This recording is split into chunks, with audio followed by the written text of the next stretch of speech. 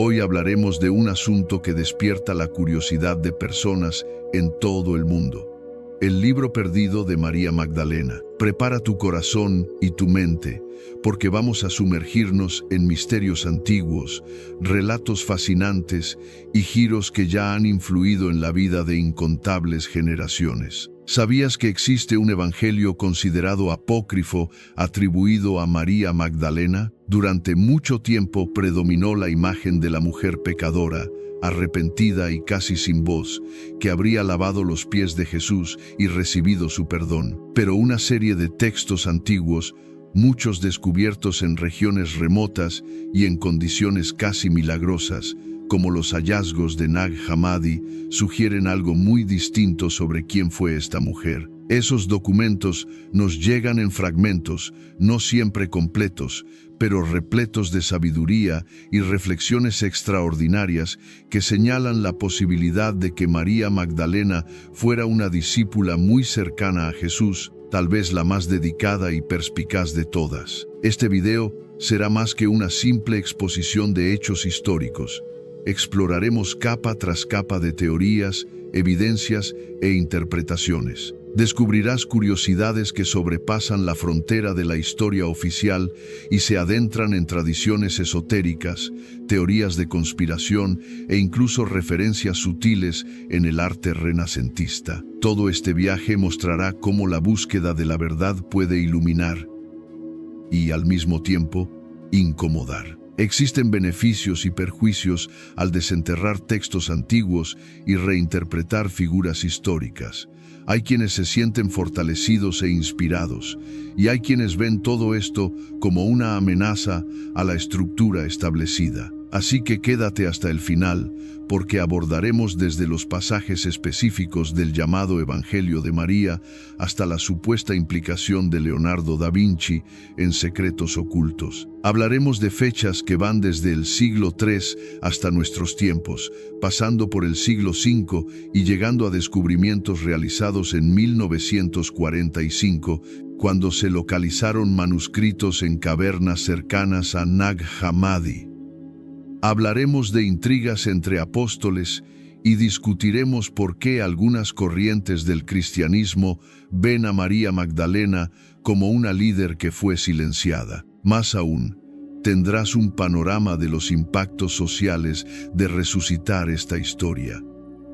Y no te preocupes, porque no se trata de dogma, sino de una invitación a la reflexión y al conocimiento. Con el gancho inicial ya lanzado, comencemos a desenrollar todos los capítulos de esta narrativa tan fascinante y al mismo tiempo polémica. Recuerda que el conocimiento puede abrir puertas a nuevas perspectivas, pero también traer conflictos y cuestionamientos profundos. Respira hondo y acompáñame en este descenso o ascenso al libro perdido de María Magdalena, que promete revelar una nueva mirada sobre la vida de Jesús, sobre el cristianismo y sobre la importancia de las voces femeninas en la construcción de toda esta tradición milenaria.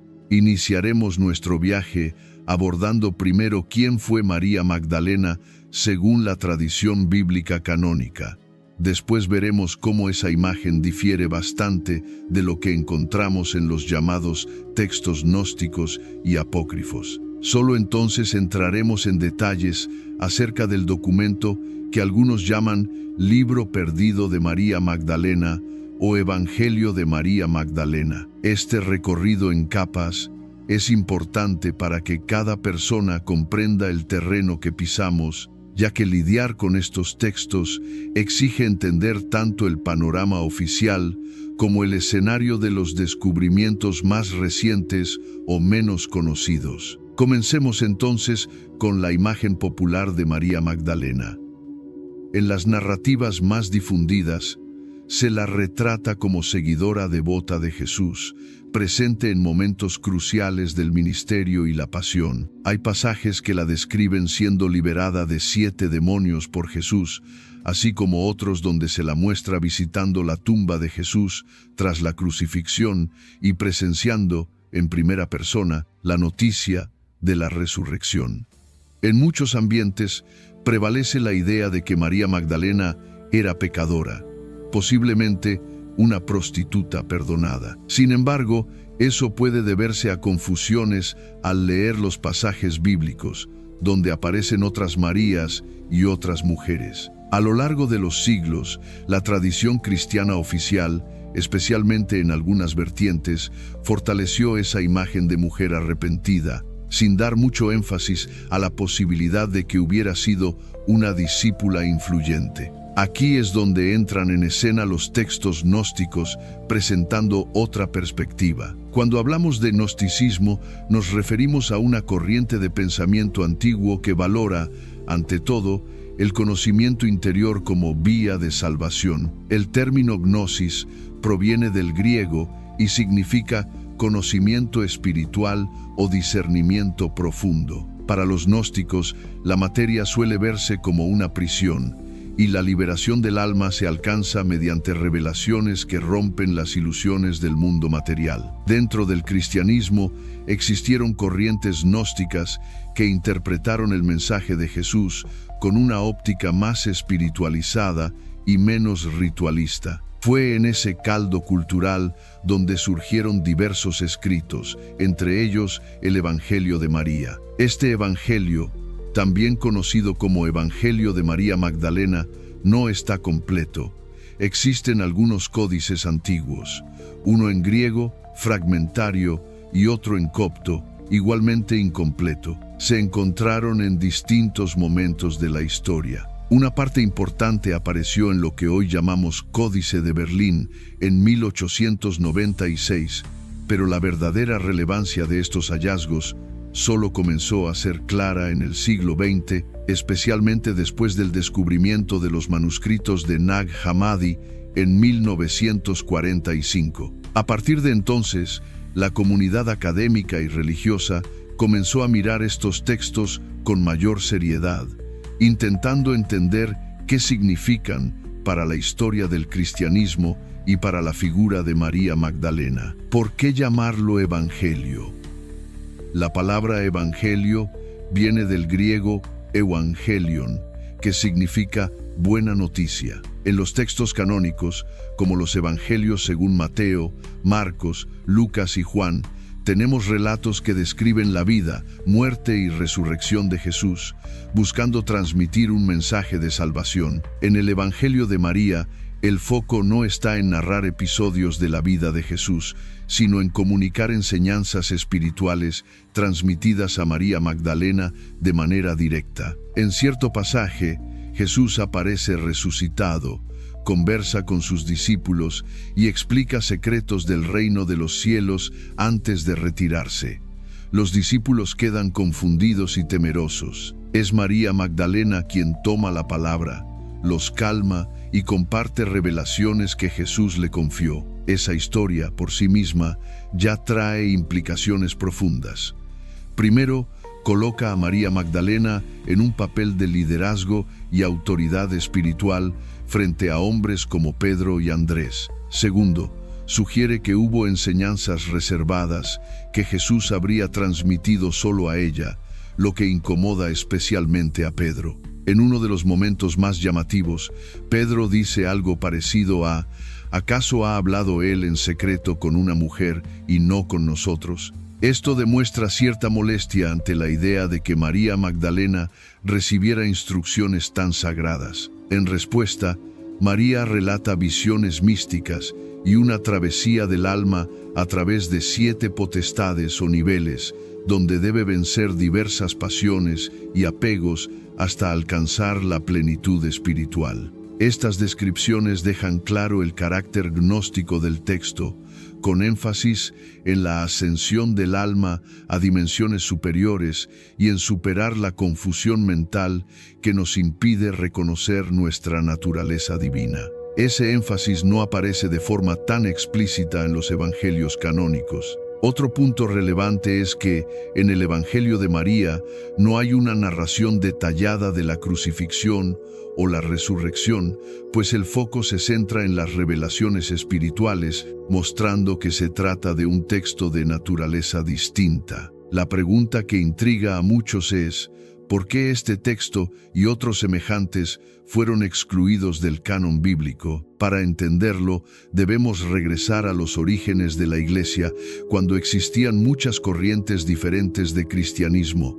Durante los primeros siglos, cada comunidad tenía sus textos y sus interpretaciones. Con el tiempo, a medida que la Iglesia se institucionalizaba, surgieron concilios y decretos que establecieron cuáles textos eran ortodoxos y cuáles heréticos. Esa selección resultó en los libros que hoy componen el Nuevo Testamento. Textos con ideas muy diferentes de la corriente mayoritaria quedaron fuera. Así, evangelios como el de María, el de Tomás, el de Felipe y otros fueron rotulados como apócrifos o gnósticos. Este proceso de selección no debe verse como un evento simple o inmediato. Fue un conjunto de debates, tensiones políticas, disputas por autoridad e interpretaciones teológicas. Tal vez el hecho de que el Evangelio de María promoviera un liderazgo femenino incomodaba a sectores más patriarcales.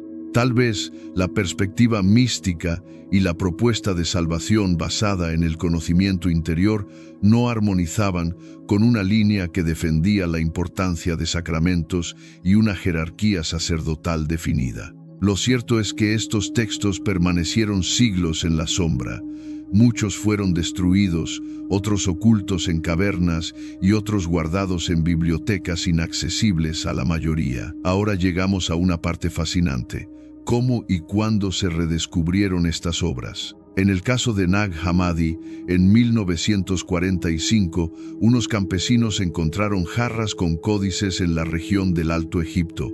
Estos documentos, en copto, contenían varios textos gnósticos. El Evangelio de María no estaba en esa colección, pero el interés que despertó Nag Hammadi ayudó a revelar y traducir otros textos similares. Ese descubrimiento coincidió con un período de efervescencia intelectual en Occidente, cuando los estudiosos comenzaron a cuestionar muchos supuestos sobre los orígenes del cristianismo. Se reavivó el interés por comprender estos evangelios marginados del canon. Mientras esa ola académica avanzaba, surgieron teorías de conspiración.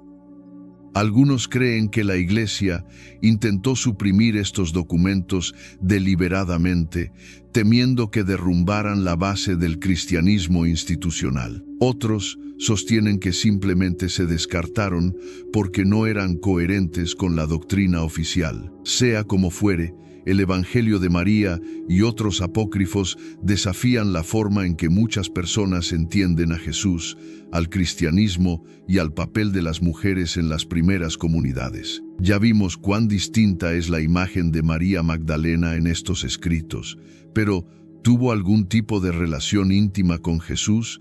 Esta cuestión ganó popularidad, sobre todo después del éxito de novelas como El Código da Vinci. En el Evangelio de Felipe, también gnóstico, se insinúa que Jesús solía besar a María Magdalena de manera especial, lo que generaba celos entre los discípulos. La interpretación varía. Para algunos es un símbolo de proximidad espiritual, para otros, evidencia de un vínculo romántico o, al menos, de un afecto que iba más allá de la relación maestro-discípula. Lo cierto es que María Magdalena era querida por Jesús. Incluso en los evangelios canónicos aparece en momentos cruciales. En los textos gnósticos se la presenta como la gran confidente, la que comprende las palabras de Jesús mejor que los demás, y se atreve a preguntar más allá de lo esperado para una mujer de la época. Esa postura progresista y luminosa pudo haber sido silenciada por una tradición que valoraba figuras masculinas. Más aún si recordamos que, en la historia oficial, Pedro es el líder, la piedra de la Iglesia, el primer papa en la tradición católica. El roce entre María y Pedro, en el Evangelio de María, parece reflejar una disputa real por legitimidad en las primeras comunidades cristianas. Profundicemos ahora en las posibles conexiones entre estos secretos y el arte de Leonardo da Vinci.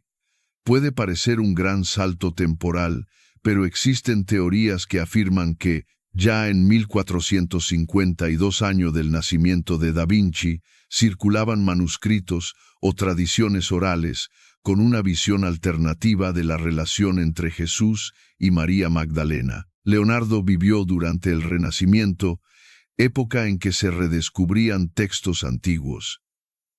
Era famoso por interesarse en todo, desde anatomía hasta esoterismo. La teoría popular sugiere que Da Vinci colocó intencionalmente en su obra La Última Cena la figura de Juan con rasgos femeninos, insinuando que, en realidad, era María Magdalena. En esa interpretación conspirativa, Da Vinci pertenecería a sociedades secretas, como el Priorato de Sion, que supuestamente guardaban la información de que María Magdalena habría sido esposa o compañera de Jesús, tal vez con descendencia protegida a lo largo de los siglos. El cuadro mostraría múltiples pistas cifradas: el espacio en V entre Jesús y Juan, María, la ausencia de un cáliz evidente, insinuando que el cáliz sagrado sería la propia María o su linaje. Esta teoría no cuenta con el respaldo de la mayoría de historiadores del arte,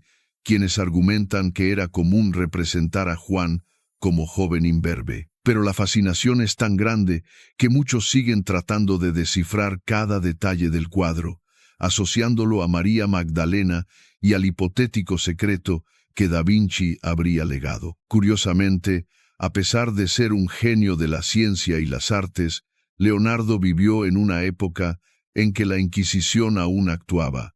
Cualquier manifestación contraria a los dogmas católicos podía resultar en severas penas. Por eso, si Da Vinci tenía creencias heterodoxas o información secreta, tendría que transmitirlas mediante metáforas y códigos. Ese escenario lleno de misterio nutre historias intrigantes que influyen en la cultura popular hasta hoy. Pasemos a cómo este tema impacta la sociedad actual. Por un lado, redescubrir textos como el Evangelio de María Magdalena nos invita a revisar la historia con nuevos ojos y a valorar la posible importancia femenina en el cristianismo. Por otro, también despierta controversias y temores. Mucha gente teme que cuestionar la narrativa oficial pueda sacudir la fe y desestructurar prácticas centenarias. Innegablemente, para algunos, la simple mención de que María Magdalena pudo ser más que una seguidora resulta ofensivo. En cambio, para otros, la idea de que fuera líder espiritual enriquece el mensaje de Jesús, pues muestra que, desde el principio, las mujeres podían desempeñar papeles fundamentales. Hay beneficios al abrir este debate.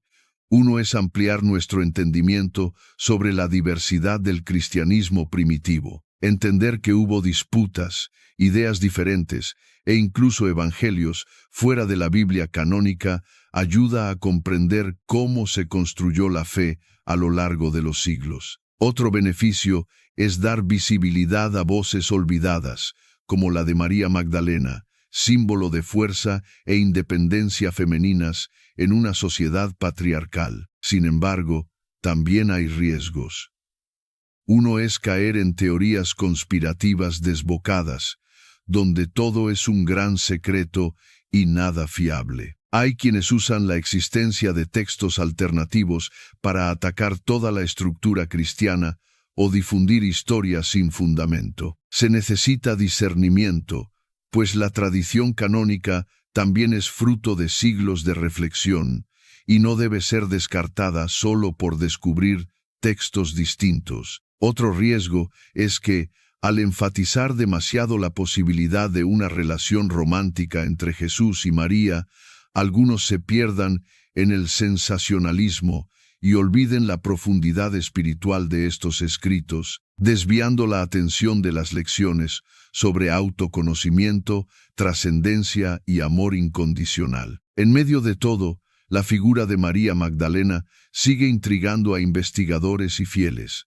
Poco a poco, algunas tradiciones cristianas han revisado la forma de hablar de ella. La Iglesia Católica, por ejemplo, durante el pontificado de Francisco, elevó su memoria al grado de fiesta, acercándola al honor reservado a los apóstoles. Esto indica cierta rehabilitación de su imagen en círculos oficiales. Por otro lado, en el medio esotérico, María Magdalena se ve a menudo como una iniciada o maestra portadora de claves espirituales únicas. También hay corrientes místicas que la asocian al concepto de sagrado femenino, como arquetipo de mujer sabia capaz de unir compasión y conocimiento. Quizá te preguntes, ¿cómo podemos estar seguros de qué es verdad y qué es ficción? La respuesta honesta es que no tenemos 100% de certeza. Contamos con documentos históricos, análisis filológicos, arqueológicos y tradiciones que atravesaron generaciones. Cada persona, al estudiar estos textos e interpretaciones, puede llegar a conclusiones distintas según sus creencias, valores y bagaje cultural. La búsqueda de la verdad puede verse como un camino espiritual en sí mismo. Estudiar con mente abierta pero sin aceptar todo acríticamente es una forma de honrar tanto los textos canónicos como los apócrifos. Volviendo a la narrativa, el Evangelio de María Magdalena no es muy extenso en los fragmentos que poseemos.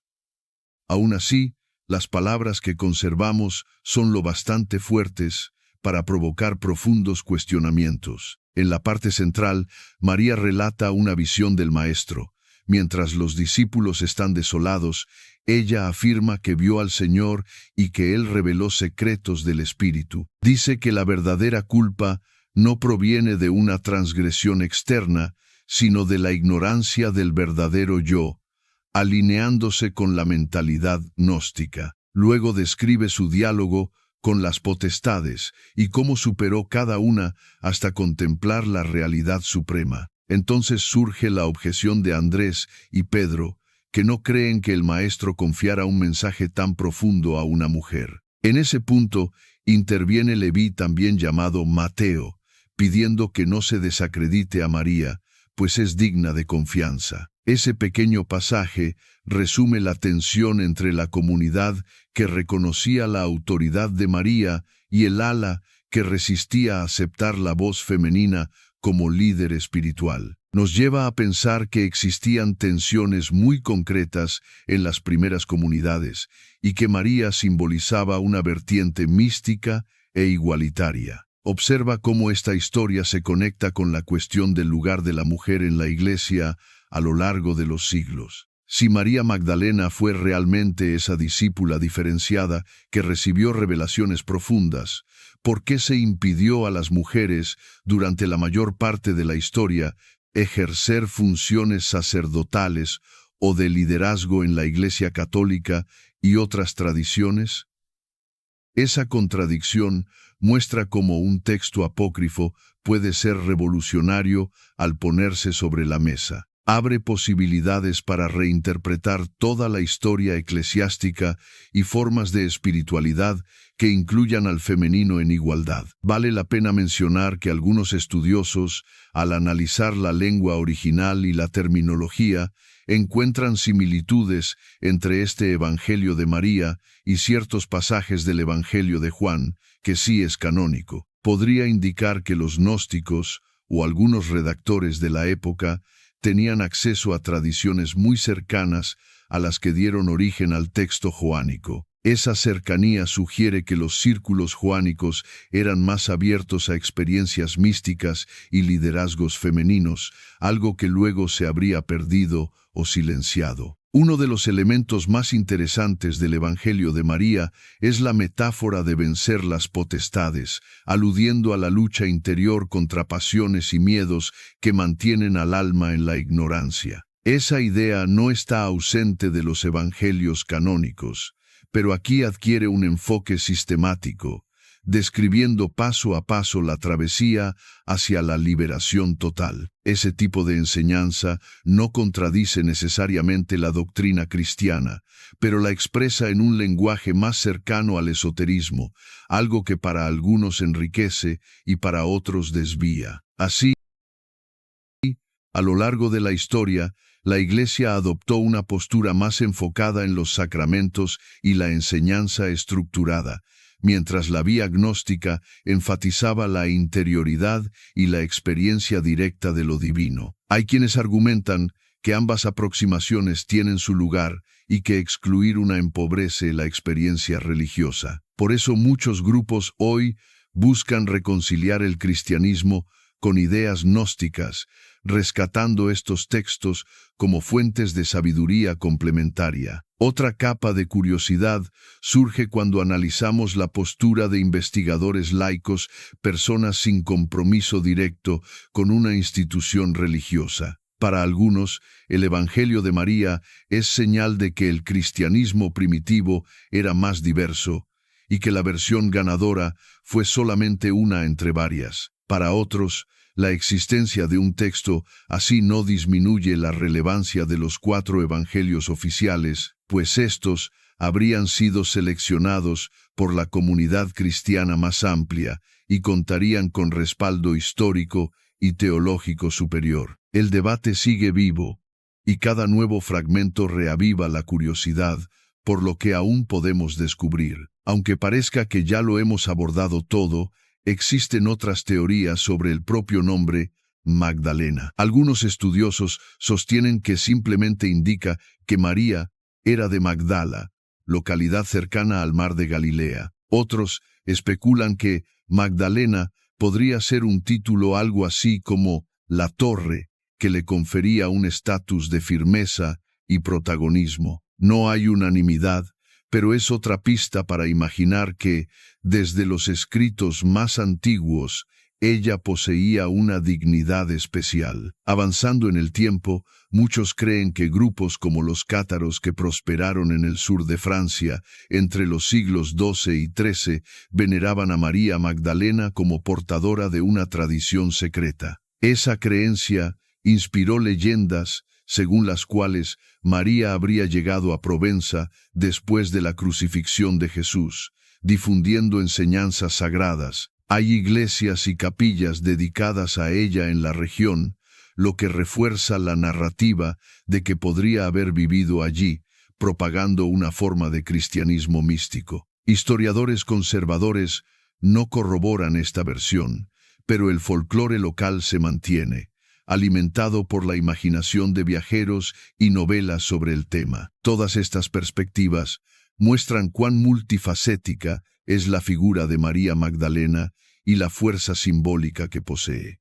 Atraviesa los siglos y sigue siendo un enigma que muchos se dedican a descifrar. El libro perdido, o Evangelio de María Magdalena, podría abrir nuevos horizontes si un día aparecieran más fragmentos. Mientras tanto, debemos lidiar con lo que existe, comparar traducciones, analizar contextos y reconocer que la historia oficial no siempre abarca toda la pluralidad del pasado. Cada día surgen investigaciones más profundas, libros que explican en detalle la importancia de María Magdalena, conferencias que discuten la historicidad de los textos apócrifos y movimientos espirituales que encuentran en ella inspiración. Hay mujeres que se sienten impulsadas a asumir liderazgos en comunidades cristianas, usando a María Magdalena como ejemplo de que la voz femenina en el cristianismo no es novedad, sino algo que pudo haber sido mucho más fuerte